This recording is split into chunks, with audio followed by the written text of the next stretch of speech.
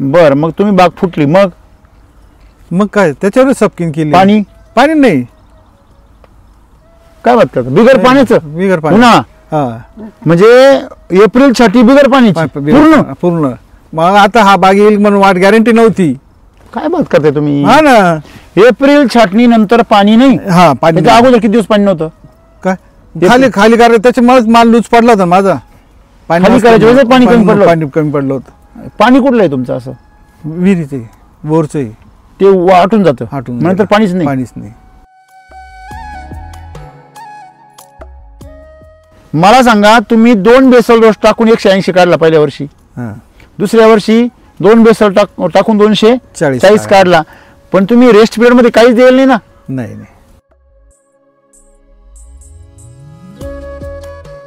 अमृत जल जर वापरता फायदे काय काय होतील. पहिली गोष्ट, खोड तुमचं मजबूत होईल, तुमचे माती नरम होईल, हे क्षार दिसणार नाही. तिसरी गोष्ट, एकही पान करपणार नाही. भुरी डावणी याचा विषय यावर्षी डावणी नव्हतीच, पण भुरी पण येणार नाही, मिलीबगचा विषय नाही. आणि सर्वात महत्वाची गोष्ट, हे जे घर आहे तुमचे बघा, हे ढिमशिक नाही, इकडे डिंबूस असं आलेलं आहे, हे बिलकुल नाही होणार, एकदम स्ट्रेट राहणार सगळे. तुम्ही मातीला जोपर्यंत निरोगी करत नाही ना, तोपर्यंत वरती तुम्ही बिंदास नाही होऊ शकत. माती बलवान, पीक पैलवान. आता तुमचं पीक पैलवान नाही, तुमचं फक्त घर पैलवानी. तुमचं झाड पैलवान आहे का. नाही. का नाही. मग हे झाड का बरं कमकुवत झालं, कारण त्याला पोषण मिळालं नाही. पोषण कोणाला मिळालं, घराला आणि फक्त मुळांना. पुढच्या वर्षी फवारेच मारू नका तुम्ही, मी तर असं म्हणेन तुम्हाला. एक सुरुवातीचे जे काही गरजेचे तेवढे 2-4 जर सोडले, नंतर एकही फवारा मारू नका. भरपूर ताकद ठेवा.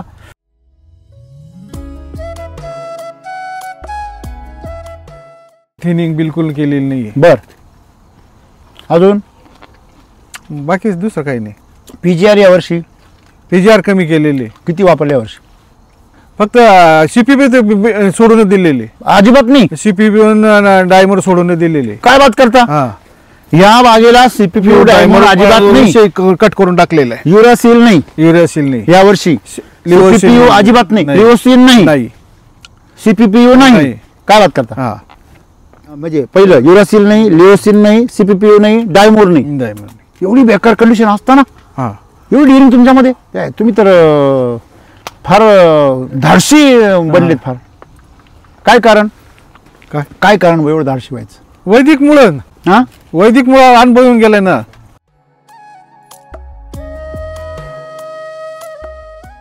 तुम्ही द्राक्ष खाता का रे. खाता. एक महिन्यापासून चालू आहे त्यांची. 1 महिन्यापासून खुराक चालू आहे.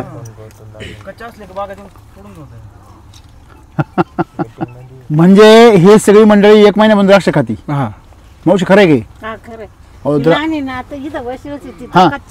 आम्ही बांधत होतो, ट्रॅक्टर लागत होतो, यांच्याकडून मोडला, ती लगे घेऊन घरी घेऊन अख्खा गड खाल्ला. आंबट असताना अख्खा गड खाल्ला. आणि मग ती बाबाला गड मोड राहिले, बाबाला एक द्राक्ष द्यायची नाही म्हणे. आता पा मालकीन बाई. तुम्ही खाता का. तुम्ही कस काय टेस्ट. गोड एकदम गोड आहे.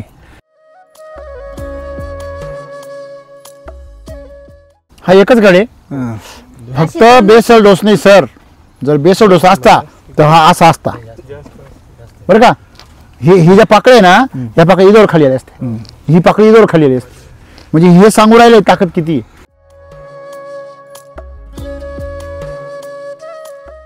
आणि आज समजा हा जो काही गड आहे, तुम्ही आम्हाला आवर्जून इथपर्यंत आणलं बरोबर. पूर्ण जर प्लॉट बघितलं तर हा डायरेक्ट मेन स्टंपला लागलेला आहे माल बरोबर. जे काही आपलं द्राक्ष बागाची काडी मेन काडी त्या स्टंपला लागलेलं आहे. तर लोक म्हणतात जो काही जे काही शेंड्याचं फळ आहे, शेंडा असलं तरच फळ पोचलं जातं. आज इथं शेंडा पण नाहीये.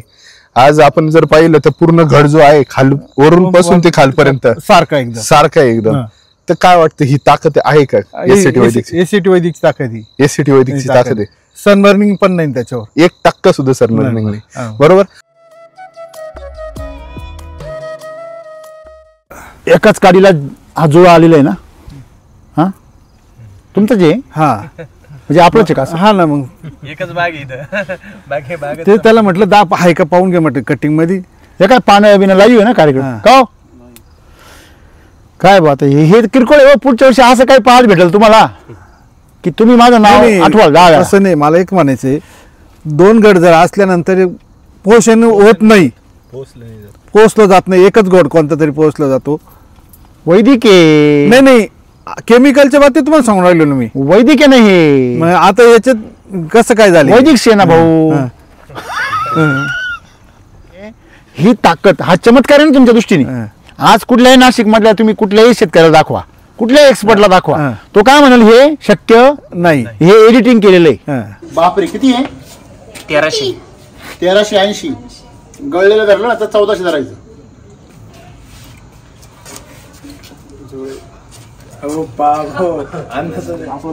2 किलो 150 एवढा वेळ धरल्याबद्दल अभिनंदन.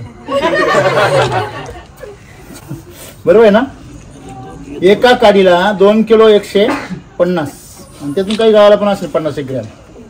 3 गडांचं वजन किती आहे? 3.5 किलो 3.5 किलो म्हणजे एक गड किती झाला? 1.25 किलो. 1.25 आणि एक खालचे 2 गड एकाच काढीला आहे. आणि विशेष म्हणजे क्रॅकिंग बिलकुल नाही, कुठंच नाही.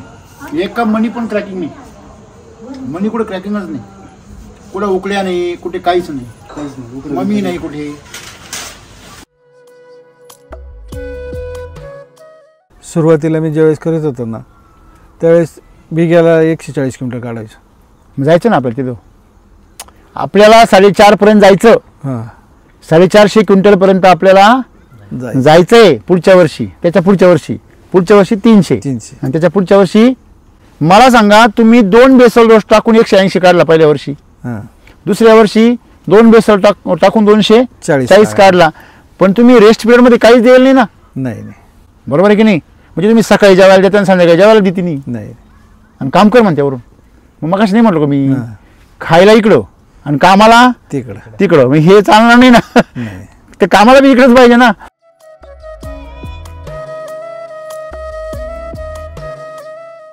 त्रुटी काय? पहिली त्रुटी का रेस्ट मध्ये बेसल डोस टाकत नाही तुम्ही, हां. नाव पाण्याचं करते. हां बरोबर आहे की नाही? पाणी असो अगर नसो बेसल डोस टाकून द्यायचा. नुसता बेसल डोस जरी भिजला आपला वैदिकचा तरी तो लागू होतो. त्याचं टेन्शन तुम्ही घ्यायचं नाही. एवढी जर कॅनॉपी आहे तर तुमच्या बागेला काहीच भ्याव नाही. पाण्याची काही याच्यामध्ये लागत तेवढं पाणी आहे. ह्याच्यामध्ये काय आहे? हे पाणी पाणी हे ओढायची ताकद झाडामध्ये आहे. फक्त तुम्ही त्याला काय द्या? अमृत जल आणि RNPH बेसल डोस. तुम्ही एकदा त्याला भिजवला का? एकदा टँकर बोलून भिजवा. कसा बोला परत यावर्षी पाण्याची काय परिस्थिती? चाल टिकल यावेळेस. टिकल ना? हां चला चांगलं आहे. काही पण करा पण ह्या वर्षी पहिला बेसल डोस तगडा भरा. या वर्षी आपल्याला 300चं टार्गेट ठेवायचं. चालेल. मी काय शिकवलं? दरवर्षी बघा सगळ्यांनी लक्षात ठेवा, दरवर्षी तुम्हाला जर 10 लाख झाली ना तर 2.5 लाख झाडाला द्या. बरोबर हां, आहे? बरोबर. तुम्हाला जर 5 लाख झाली ना तर 1.25 लाख रुपये झाडाला द्या. बरोबर आहे की नाही? म्हणजे त्याची जे 3 बेसल डोस आहे हे चुकवू नका. आलं लक्षामध्ये? तुम्हाला काय वाटतं आज कंडिशन क्वालिटी वगैरे हे काय? म्हणजे एवढी आबळीच्या परिस्थितीमध्ये एवढी प्रतिकूल परिस्थिती आहे, अमृतजलचं एकही ॲप्लिकेशन नाही. 70% पाणी आहे आणि तुमचं पाणीच अशुद्ध आहे. तुमच्या प्रत्येक पिशीमध्ये, तुमच्या शरीरामध्ये, झाडाच्या शरीरामध्ये प्रत्येक पिशीमध्ये पाण्याचं प्रमाण किती आहे? 70% पाणी आहे. ते पाणीच दूषित आहे तुमचं. तर मग हे प्रॉब्लेम येणारच तुम्हाला. अमृतजल जर वापरता फायदे काय काय होतील? पहिली गोष्ट खोड तुमचं मजबूत होईल, तुमचे माती नरम होईल, हे क्षार दिसणार नाही. तिसरी गोष्ट एकही पान करपणार नाही. भुरी डावणी याचा विषय यावर्षी डावणी नव्हतीच पण भुरी पण येणार नाही, मिलीबगचा विषय नाही. आणि सर्वात महत्त्वाची गोष्ट हे जे घड आहे तुमचे बघा, हे ढिमशिक नाही इकडे डिंबूस असं आलेलं आहे, हे बिलकुल नाही होणार. एकदम स्ट्रेट राहणार सगळे. हे क्षार आहे, जे क्षार काय काय करू डिस्टर्ब करू राहिले त्या मण्याला आतमध्ये जाऊन. बरोबर आहे ना? आता हे खडा कसा आहे? हा जर याच्यामध्ये जर मऊ असता, सॉफ्ट असता तर हा गोळा कसा बनला असता? गोल गरगीत लाडू सारखा. बरोबर आहे की नाही? असा हा लाडू म्हणून घेऊन जा बरं तुम्ही. कसं वाटतं बघा ना तुम्ही. म्हणजे तुम्ही कुठला जरी उचकलं तर त्याला शेप आहे का बघा? म्हणजे तो त्याच्या प्रमाणे निघाला आहे, कडकपणा त्याच्यामध्ये जो आहे बघा, आहे का? म्हणजे तो तुम्ही किती जर आपटला फुटत नाही, आहे की नाही? त्याच्यापुढे डोकं फोडा, डोकं फुटलं पण ते नाही फुटणार. नाही. खरे खोटं आहे? म्हणजे हे जे क्षार आहे हे झाडामध्ये गेले, हे बघा हे झाड कसं वाकड तिकडे झालं की नाही, हां तसं हे कसं पाहिजे होतं, सरळ पाहिलं. हे वाकड तिकडे काय झालं, क्षारांमुळं. लक्षात ठेवा, जिथं जिथं तुम्हाला वाकड तिकडे, हे सगळं वाकड तिकडे दिसतंय ना, त्याचं कारण तुमचं पाणी वाकड तिकडे आहे. हे पाणी आहे, क्षार आहे. क्षार जर थिजला, मीठ आहे उदाहरणार्थ, ते कसं टोचतं का नाही, हां क्षेम आहे हे. म्हणजे ह्याला तुम्ही जर अमृत जल वापरलं तर याला शेप येणार, पहिलं याला येणार मग याला येणार. नको एक तुम्हाला शेप शेप पाहिजेत. पाहिजे ना, मग अमृतजल पाहिजे. अमृतजल त्याला सेफ करील म्हणजे त्याला शेप येईल. बरोबर आहे ना. रसायनांपासून सेफ होणं गरजेचं आहे. बघा आज तुमचं पाणी दूषित आहे हे सांगायला काही तज्ज्ञ पाहिजे का. नंबर 2, त्या पाण्यामध्ये एकही जीवाणू नाही. म्हणजे जसं आपण म्हणतो पाणी जिवंत आहे, तर हे पाणी काय आहे, डेड वॉटर आहे. क्षार असलेलं पाणी काय असतं, मृत पाणी असतं. खरं का खोटं, खरं. याच्यामध्ये ऑक्सिजनचं प्रमाण जर असेल तर हे जिवंत पाणी, आणि ऑक्सिजन अजिबात नसेल तर हे मृत पाणी झालं. बरं पाण्यात ऑक्सिजन नसेल तर ते पाणी तुमच्या शरीरात गेल्यावर विषारी परिणाम करतं. म्हणून पाण्यामध्ये काय लागतो, जे बघा महागडे जेवढे आहेत ना, जेवढे महागडे बॉटल आहे पाण्याच्या, त्याच्यामध्ये लिहिलं असतं याच्यामध्ये ऑक्सिजनचं काय एवढं प्रमाण. कळलं का. हे जे मोठमोठे लोक, श्रीमंत लोक महागडं पाणी पितात ना, एअरपोर्टवरती मी गेलो होतो ना, तर 300 रुपये लिटरचं पाणी. किती, 300 रुपये बॉटल 300 रुपयाला, 150 रुपये एवढंच पाणी. म्हणजे ऑक्सिजनचं प्रमाण जास्त भरपूर. म्हणजे ऑक्सिजन पाण्याला काय करतो, आणखीन जिवंत करतो. बरोबर आहे. माणूस ज्यावेळेस ऑक्सिजन 90च्या खाली जातो त्यावेळेस तो माणूस काय समजला जातो, कोमत पेशंट समजला जातो. पेशंट कोरोनामध्ये तेच कळलं ना आम्हाला. म्हणजे ऑक्सिजनचं प्रमाण पाण्यामध्ये पाहिजे, त्याच्यामुळे तो जिवंत होतं. म्हणजे पहिला नंबर ते अशुद्ध आहे, क्षार आहे. दुसरा नंबर त्याच्यामध्ये जीवाणू नाही, म्हणजे जिवंतपणा नाही. आणि तिसरी गोष्ट त्या पाण्यामध्ये ऊर्जाच नाही आहे, काही नाही आहे. म्हणजे पाण्याच्या बघा, तुम्ही जर एखाद्या झऱ्याच्या खाली गेले, झऱ्याच्या खाली, इथं नळाच्या खाली बसा किंवा तुमच्या घरात शॉवरच्या खाली बसा, आणि एखाद्या डोंगरावरून येणाऱ्या एका धबधब्याखाली बसा, तिथलं पाणी कसं वाटतं, एनर्जी त्या पाण्यामध्ये काय राहते, त्याच्या खाली गेल्या गेल्या माणूस फ्रेश होतो. तुम्ही हे पण ऐकलं असेल, प्रयागराज असेल किंवा तुम्ही गंगेचं पाणी असेल, त्या पाण्यामध्ये काय आहे, जिवंतपणा. शास्त्रज्ञ पण म्हणतात एवढे लोक आंघोळ करतात पण ते पाणी दूषितच होत नाही, कारण त्याच्यामध्ये काय आहे, स्वतःला क्युअर करण्याची कॅपॅसिटी, ह्युमस आहे त्याच्यामध्ये, ह्या सगळ्या हिमालयातून धुवून आलेला. म्हणजे जर ह्या पाण्यामध्ये अमृत जलचं प्रमाण वाढलं तर ते पाण्याला शुद्ध करणार, क्षार गायब होणार आणि त्याचं खत होणार. नंबर 2, ते पाण्यामध्ये ऑक्सिजनचं प्रमाण वाढवणार, जिवंत करणार. आणि नंबर 3, ते पाण्यामध्ये ऊर्जा आणणार, म्हणजे पाण्याला काय करणार, शक्तिशाली. तुम्ही हे करा आणि सोडा, मग बघा तुमचं झाड. अजूनही तुम्ही अमृतजल सोडलं ना, रात्रीतून फरक कळेल एवढी ताकद त्याच्यामध्ये. अमृतजलची भयानक ताकद आहे, पण ते 3 दिवसात तयार व्हायला, ते रात्रीतून तयार नाही. बरोबर आहे ना. मी रस्त्याने येताना पाहिलं ते तबेल्यावरचे ते शेण बोलत तुम्ही ट्रकांमध्ये, काय होते रबडी, काहीच उपयोग नाही. तुम्ही टाकेल असाल ना कधी ना काळी. हा टाकले. बरोबर आहे ना. मला सांगा, त्याच्यामध्ये त्या अलीकडून तबेल्यांवरून त्याच्यामध्ये जवळजवळ 70% काय आहे, पाणीचे पाणी. अशा यांचं आहे 50-60% पाणीचे. ते कोणाचं आहे, ते अशा जनावरांचं आहे ज्या जनावरांना आरोग्यच नाही आहे. त्यांना दररोज इंजेक्शन दिलं जाते ऑक्सिटोसिनचं, त्यांना स्टेप्टोसायक्लिन वापरलं जाते. म्हणजे अशा प्रकारचे केमिकल वापरलेल्या गोठ्यांमधलं ती रबडी आहे नंबर 1. दुसरी गोष्ट ती कुस्ती गाव नाही, काही लोक इथं आणता व बांधावर ठेवता आणि त्याला कुजवायचा प्रयत्न करता. एक ट्रक आणला, एक ट्रॉली भरती. म्हणजे त्याच्यामध्ये घनपदार्थ काय आहे, कमी माती होऊन जाते नंतर. बरोबर आहे की नाही. हे बाई गोअमृत पा बघा, आहे का भुसभुशीत, आहे ना. म्हणजे ह्या गोअमृतला सुद्धा ह्या क्षाराच्या पाण्याने काय तकलीफ द्यायला सुरुवात केली बा. याच्याबरोबर जर RNPH आणि कृषी अमृत असतं तर ह्याचं प्रमाण सगळी काय असतं सारखं. गोअमृतला कोणी जोडीदार भेटलंच नाही ना. बरोबर आहे की नाही. मग मी हेच तुम्हाला सांगतो की आपण आपल्या याच्यामध्ये हे जे क्षार आहे याचं निस्सारण केलं पाहिजे, अमृतजल वापरलं पाहिजे.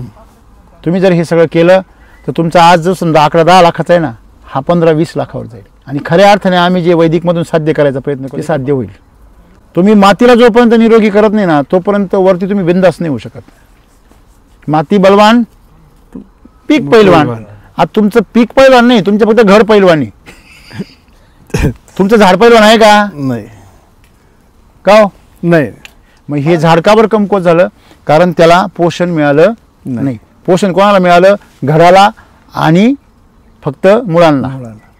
मुळाद्वारे घडांना पोषण मिळालं, पानांना पोषण मिळालं. त्या पानांनी जेवढं काही बनवलं स्वयंपाक तो घडांनी खाऊन टाकला, तो ह्या खोडाला मिळाला नाही. कळलं? म्हणून आता ह्या जमिनीमध्ये जे जीव आहे ते उपवासी आहे. ते थोडेफार खात आहे काहीतरी, पण ते एवढे पॉवरफुल नाही आहे. त्यांना ताकदवर करा. आणि या वर्षी ज्या चुका केल्या त्या सगळ्या उणीवा राहिल्या त्या काय करा? भरून काढायचं. भरून काढा.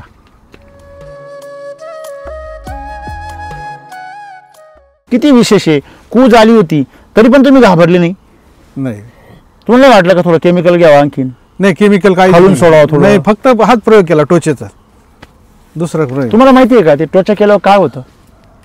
ते खालून जेवढं पाण्याचा सोर्स जातो ना तो खाली निघून येतो परत. बरोबर आहे ना? त्या होलमधून. पण तो अत्याचार आहे ना, गडलिंग करणं, टोचा मारणं, मग तू केमिकल हे काय आहे? अत्याचार आहे ना. अत्याचार. बरोबर आहे की नाही? ठीक आहे तुम्ही यावर्षी केला, परंतु हे जखमा करणंच आहे ना. जखमा. बरोबर आहे की नाही? म्हणून तुम्ही पुढच्या वर्षापासून अशी वेळ येऊ नये म्हणून काय केलं पाहिजे? झाडालाच स्वतःलाच मजबूत केलं पाहिजे. काय होतं गळकाव सांगतो तुम्हाला मी. झाड PGRच्या प्रमोशनमुळे भरपूर फ्लावरिंग करतं, भरपूर सेटिंग होतं, परंतु त्या प्रमाणामध्ये त्याला कंटिन्यू पोषण मिळत नाही. आणि मग काय करतं ते त्यातलं जेवढं त्याला शक्य आहे तेवढं ते ठेवतं. बाकीचं काय करतं? गर्भपात म्हणतो ना आपण त्याला, गर्भपात. तशी मांजर कशी, पिल्लं जर भरपूर झाले पण तिला जर कळलं की आता आपला पास जीव जाईल, एवढ्या पिल्लांना आपण पोसू शकत नाही, मग ती बारीक बारीक पिल्लं खाऊन घेते, परत स्वतःचीच पिल्लं खाऊन घेते, स्वतःच खाऊन घेते. मग ती दुश्मन आई आहे का?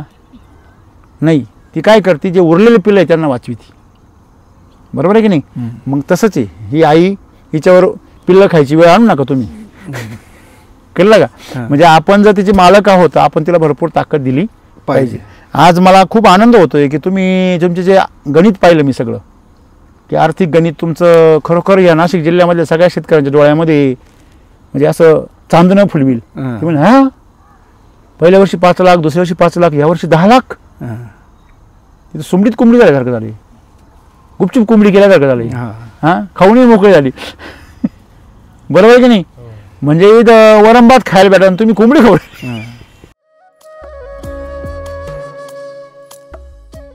काय सांगाल सगळ्या शेतकऱ्यांना? पूर्ण शेतकऱ्यांनी पूर्ण SST वैदिकच वापरायला पाहिजेत. हां हां. तुम्ही काय नाही वापरते? मग वापरतोच ना. कुठे पूर्ण कुठे वापरते? मग मला सांगा 33% काय आहे? RNPH. त्याला दांडी मारते तुम्ही. मग आता वेळ शॉर्टकट काढितो. त्याच्यानंतर अमृत जल 33%. अमृत एसिडी वैदिक म्हणजे काय? 100% एसिडी म्हणजे काय? RNPH आणि K 33%. त्याच्यानंतर अमृत जल 33% आणि गोअमृत 33%. तुम्ही गोअमृत वापरलं तर अमृत जल गायब करते. तुम्ही RNPH वापरलं तर कृषी अमृत गायब करते. म्हणजे असं नाही करायचं. 100% जर वापरलं तर 100% रिझल्ट आहे लक्षामध्ये. म्हणजे तुम्ही आज ह्या वर्षी जर पाहिलं तर 66%च वापरले तरी पण रिझल्ट व्यवस्थित. पुढच्या वर्षी 100% वापरा लक्षामध्ये.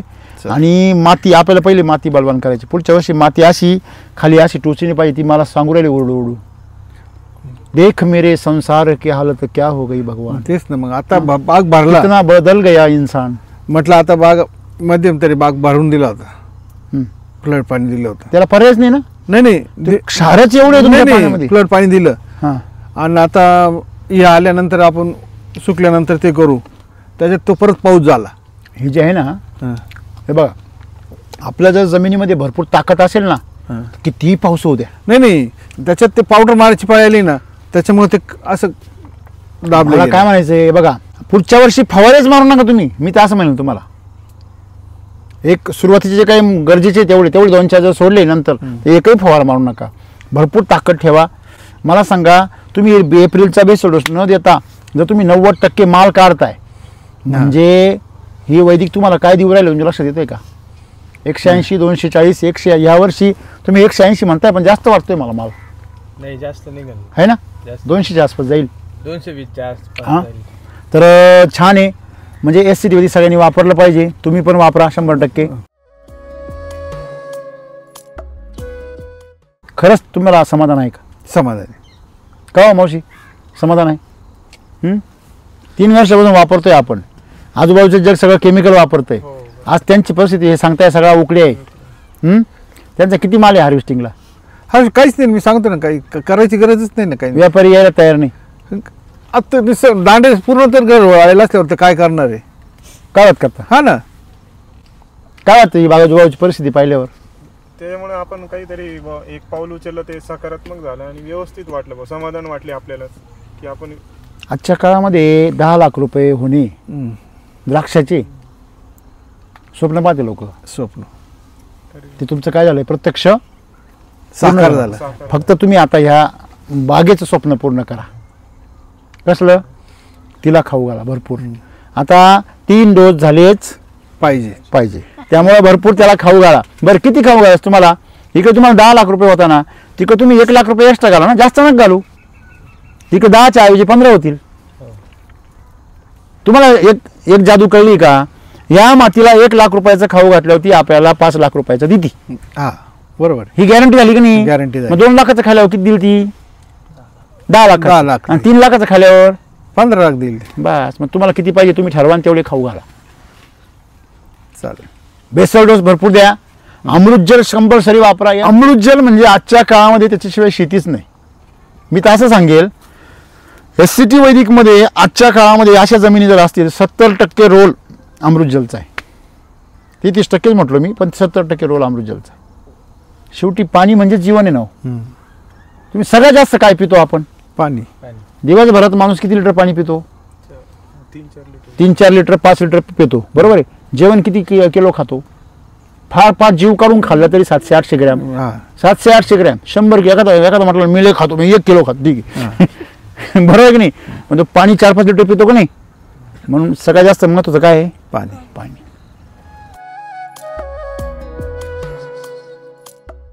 तुम्ही आता पथ्य पाळता, सगळे नियम पाळले, तणनाशक मारत नाही, तुम्ही केमिकल वापरत नाही, खालून तर केमिकल दाणा टाकत नाही. मग हे सगळं पाण्यातून येत आहे. सगळं त्याला ब्लॉक करण्याची एकच ताकद आहे. बघा जिथं तुम्ही हे खत काढलं मागाशी, यांनी ते गोअमृत आणलं होतं ना, ते पाहिजे का पांढरं? ते बिलकुल पांढरं नाही. त्याची ताकद आहे बघा. ते अजिबात रसायन आणि क्षारांना मध्ये जवळ येऊन देत नाही. आज तुमची बाग वाचली फक्त त्याच्यामुळेच वाचली. कशामुळे? SSM आणि गोअमृत. मग हेच बघा ते आहे. बघा त्याच्या मुळी पहा, जवळ करा हा झूम. म्हणजे एकंदरीत जर तुम्ही बेसल डोस जर टाळला तर समस्या वाढणार. बरोबर आहे. त्यामुळे बेसल डोस टाळायचा नाही. तिथं आळस करू नका. आणि अमृत जल बिलकुल सोडायचं नाही. अशा प्रकारे करा आणि पुढच्या वर्षी रेकॉर्ड तोडायची तयारी ठेवा. ओके चालेल. सगळ्या शेतकऱ्यांना तुमचं नाव नंबर परत सांगा. दिलीप गेनू चौरे, राहणार ओझरमेघ, तालुका निफाड, जिल्हा नाशिक. Mobile number 98 22 34 88 38. अरे बापरे. दोन्ही गड एक ठिकाणीच होते ना. हे काय? एकच नाही गड. हा एकच गड आहे. फक्त बेसल डोस नाही सर. जर बेसल डोस असता तर हा असा असता. बरं का? ही ज्या पाकळ्या आहे ना, या पाकळ्या इदोर खाली आल्या असते. ही पाकळी इदोर खाली आली असते. म्हणजे हे सांगू राहिले ताकद किती आहे. म्हणून हे जे गणित आहे, हे गणित फार महत्वाचं आहे. मी जे तुम्हाला आता म्हटलो की एवढा सुंदर माल आहे, आता एवढी जर टेस्ट आली तर 100 रुपयांनी सहज जाईल सगळ्या नाशिकमध्ये. आलं लक्षामध्ये? तेव्हा आपल्या मालाची किंमत जनता करू शकत नाही. ती आपणच करणार. पण आपण सोन्यासारखा पिकवायचा. आलं लक्षात? तर तुम्ही जे म्हटले की तुमचे कच्चे होते घर तेव्हापासून मुलं खाता, प्रामाणिकपणे सांगा, ज्यांच्या शेतात केमिकलची शेती आहे, केमिकलचे फवारे, त्यांचे पोरं द्राक्ष खाता का? नाही. अशा कंडिशन खाऊ शकत नाही. कच्चे सोडा या कंडिशनला नाही खाऊ शकते. ते काय सांगता माहिती का? व्यवहार झाल्याशिवाय द्राक्षाला हात लावायचा नाही. व्यवहार झाल्यावर 3 दिवसात व्यवहार झाल्यावर पोरांना द्राक्ष सापडत नाही. कारण व्यापारी रात्रीतून गायब करून टाकीते. बरोबर आहे की नाही? बरोबर. म्हणजे 1-2 घड घरापर्यंत, एखादी पेटी घरापर्यंत पोहोचती. बरोबर आहे? ती बी धुवून 2-4 दाणे खाली का घसा धरतो. खरे खोटे? तुम्हाला अशी भीती वाटलीच नाही ना? तर तुम्हाला माहिती तुम्ही केमिकल वापरलेलं नाही. आज हे जर आपण जर टेस्टला पाठवले तर 0 रिझल्ट निघणार. बरोबर आहे ना? हां. क्या बात आहे, व्हेरी गुड. खूप छान वाटलं मला सर. 3 वर्षामध्ये दीड एकरचे 20 लाख रुपये झाले, तेही अतिशय वाईट परिस्थितीमध्ये. वाईट परिस्थिती. आता यावर्षी परिस्थिती चांगली. तर माझे तर स्वप्न असं आहे का 3 वर्ष एवढी एकाच वर्षी झाली पाहिजे. हा चालेल ना? करायचं. मग 100% करायचं. चालेल, तयारी? हा तयारी आहे आपली. तुमचं नाव नंबर सांगा मार्गदर्शक. नमस्कार, मी महेश प्रभाकर काटे. आपलं माहिती केंद्र आहे ओझर या ठिकाणी, माऊली ॲग्रो नावाने. आपला मोबाईल नंबर आहे 77 56 026 155. एक करायला पाहिजे महेश. एक अमृतजलचं आहे ना, एक बादलीभर सोल्युशन बनवून यांच्या 2-4 झाडांना टाकून द्यायला पाहिजे होतं. मग यांना चमत्कार कळाला असता. चमत्कार काय भविष्यामध्ये द्राक्ष बागा, क्षारपट जमीन, अमृतजल हे सगळ्यांच्या तोंडामध्ये राहणार. जसं आज कृषी अमृत तोंडामध्ये, लोकांच्या सॉईल चार्जर तोंडामध्ये. तेव्हा ते सगळं करा पण अमृतजलला सोडू नका. नेमकी तुम्ही तेच सोडलं. सर यांनी एक 15 गुंठ्याचं क्षेत्र आहे नवीन खरेदी केलेलं आहे. अच्छा. हां, तर बाकीचं आपल्याला सर्व ठिकाणी रिपोर्ट एकदम सुंदर आले त्यांचे. पण ते नवीन क्षेत्र आहे त्याच्यात रिपोर्टच नाही आले. त्यांनी म्हणजे टरबूज लावलेले आहे. कशामध्ये वापरलं तुम्ही? काय रिझल्ट आले मला सांगा.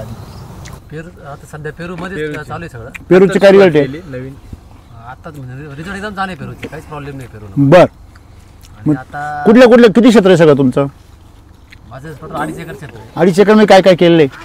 2.5 एकर मध्ये 3 बिघे रेड तैवान पिंकचं पेरू आहे. बर. तो कसा आहे आता? एकदम छान. आता आजच त्याला लावल्यापासून वापरताय? हो लावल्यापासून सुरुवात पूर्ण? केली आपण. हो. किती बेसल डोस झाले? 2 बेसल डोस झाले. बरोबर ना? किती दिवसात? 2 दिवस. किती दिवसात? 7 दिवसाच्या अंतर. 7 दिवसाच्या अंतर. म्हणजे आता किती दिवसात आहे पेरू? आज वर्ष किती झाले पेरूचे वय? ते 12 महिने होऊन गेले. 12 महिने आत्ताच आहे पेरू. सुरुवातच मग तुम्ही वापरायला कधी सुरुवात केली आहे? झाड लावल्यापासूनच चालू पण ट्रीटमेंट. मग 2च बेसल डोस म्हणजे आता लेटेस्ट 2 टाकले? हा लेटेस्ट 2. तेव्हा थोडं वापरले? हो बर. मग तेव्हा सॉइल चार्जर वगैरे सोडायचे? हो हो ठीक आहे. 2 बेसल डोस टाकले. किती किलो टाकले? हे सेम हो. ये सेम. म्हणजे 3 किलोचा RNPH आणि कृषी अमृत भरपूर. हो. एका झाडाला किती टाकलं?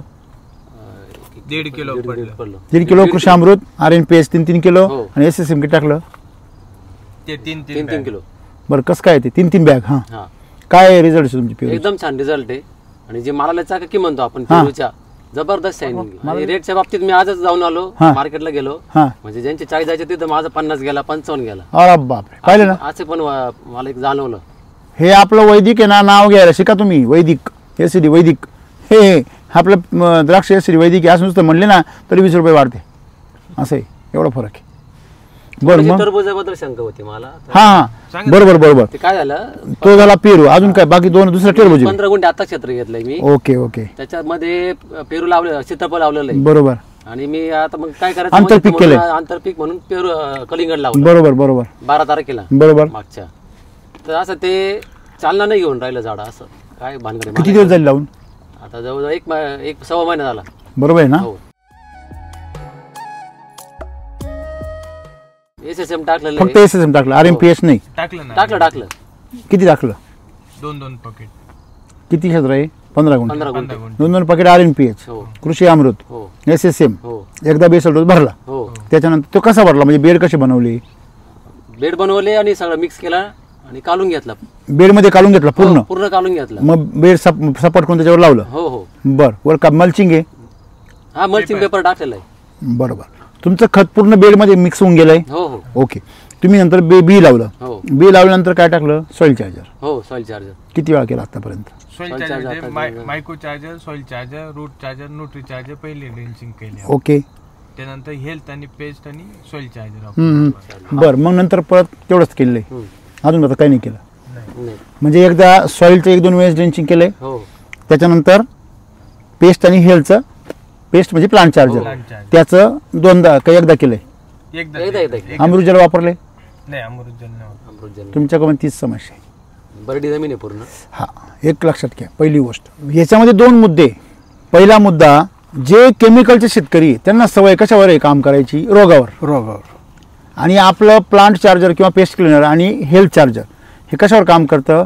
कीड आणि रोगावर असं आपण शिकवतो, पण ते प्रतिकारशक्ती तयार करतं, ते पोषण तयार करतं आणि त्यांना पळून लावतं, बरोबर आहे की नाही? आपण संपूर्ण पोषण द्यायला पाहिजे का फक्त रोगावर काम करणारेच औषध द्यायला पाहिजे? संपूर्ण पोषण इथं आपण काय करू राहिलो? अर्धवट देऊन राहिलेले.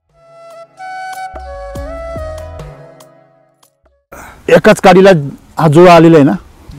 हा तुमचं जे हा म्हणजे आपलंच आहे का असं? हा ना, मग एकच बाग आहे इथं. बाग ते त्याला म्हटलं दाप आहे का पाहून घे म्हटलं कटिंग मध्ये. हे काय पानं बिनं लाईव्ह आहे ना कार्यक्रम हा. का हो? काय बात आहे, हे किरकोळ आहे हो. पुढच्या वर्षी असं काही पाहायला भेटेल तुम्हाला की तुम्ही माझं नाव नाही, आठवाल दहा वेळा. असं नाही. मला एक म्हणायचंय, 2 गट जर असल्यानंतर पोषण होत नाही, पोचलं जात नाही. एकच गोड कोणता तरी पोचला जातो. वैदिक आहे. नाही नाही, केमिकलच्या बाबतीत तुम्हाला सांगून राहिलो ना मी. वैदिक आहे ना हे. मग आता याच्यात कसं काय झालं? वैदिक शेना भाऊ. ही ताकद, हा चमत्कार आहे ना तुमच्या दृष्टीने. आज कुठल्याही नाशिक मधल्या तुम्ही कुठल्याही शेतकऱ्याला दाखवा, कुठल्याही एक्सपर्टला दाखवा, तो काय म्हणाल हे शक्य नाही. हे एडिटिंग केलेलं आहे. हे काय केलेलं आहे? एडिटिंग केलेलं. हा. आता जो ऑलरेडी एनर्जीने टिंग आहे त्याला एडिटिंग करायची काय गरज आहे? बघा ना तुम्ही. आणि त्याचे वजन बघा दोघांचं किती असेल हे वजन, मला कळ लागली किती असेल? आरामशीर 2 किलो असेल. 2 किलो असेल. 2 किलो 2 किलो आहे. बरं तुम्ही साईज बघा ना, एकसारखी आहे ना? एक size. मला अगोदर वाटलं मोहळच मोहळ लागल्यासारखं आहे ते. हा